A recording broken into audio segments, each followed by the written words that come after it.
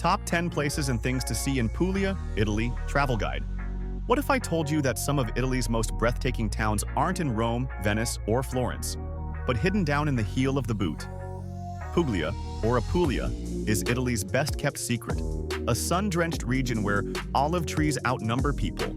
Coastal towns seem frozen in time, and the food will make you question everything you thought you knew about Italian cuisine. So, if you're ready to explore ancient cities, otherworldly architecture, cliffside beaches, and a way of life that feeds the soul, this is the guide you didn't know you needed. Stay with us as we count down the most unforgettable places and things to see in Puglia, Italy, one of Europe's most underrated gems. Alberobello and the Trulli Houses. Step into a real-life fairy tale in Alberobello, where over 1,000 cone-roofed stone houses called Trulli cluster together like a village built by hobbits with excellent design taste. These unique structures, crafted entirely without mortar, date back centuries and have earned the town UNESCO World Heritage status. While it might look like a movie set, people still live in them, and walking through the quiet cobblestone streets feels like stepping through time. Yes, it's popular, and yes, it can get crowded, especially in summer. But go earlier in the off-season, and it's like having the magic to yourself. A few shops are touristy, but many are owned by locals who will proudly tell you the story behind their trullo. Polignano a Mare. Imagine a town carved into limestone cliffs, with houses that appear to teeter above crashing turquoise waves. Welcome to Polignano a Mare, where the views are dramatic and the gelato tastes like poetry. This iconic coastal gem is home to Lama Monacaile, a beach wedged between cliffs that's one of the most photographed spots in Italy. But fair warning, those cliffs aren't just for show. This is also the site of Red Bull cliff diving competitions, so don't be surprised if you see someone somersaulting into the sea. That said, the town is perfect for a slower pace too. Wander the alleys, find hidden balconies overlooking the Adriatic, and definitely eat fresh seafood by the harbor. Just bring good shoes. Those cobbles will humble any flip-flops. Lecce. Lecce isn't just a city. It's a Baroque love letter written in stone. Often called the Florence of the South, it's a place where golden sandstone churches and facades are so detailed they seem to ripple in the sun.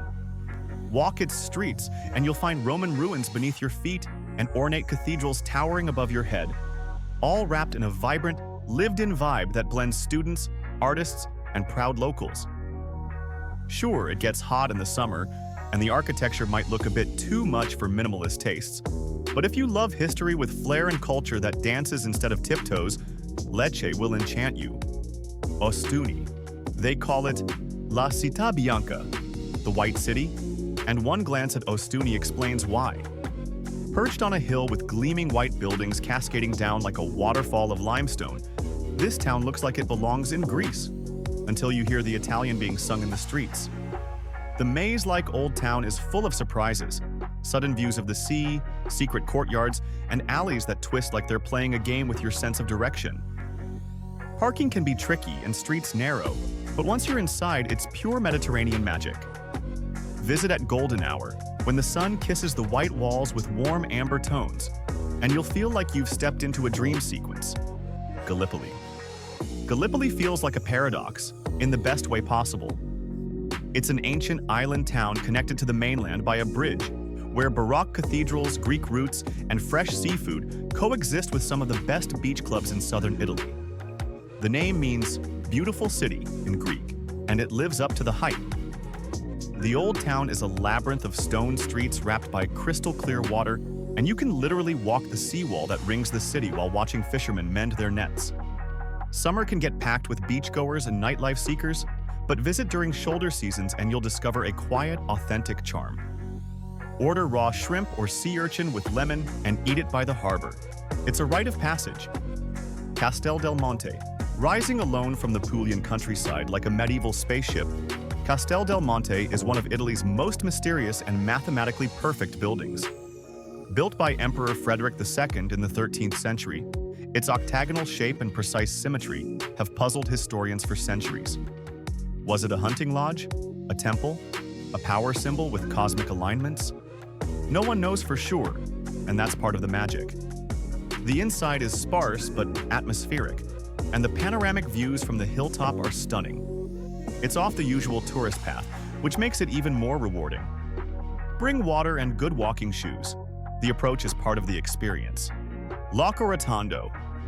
If Puglia had a secret recipe for charm, Lago Rotondo would be the key ingredient. This small circular town, hence the name, is perched on a hilltop overlooking vineyards and olive groves, and it's almost suspiciously beautiful.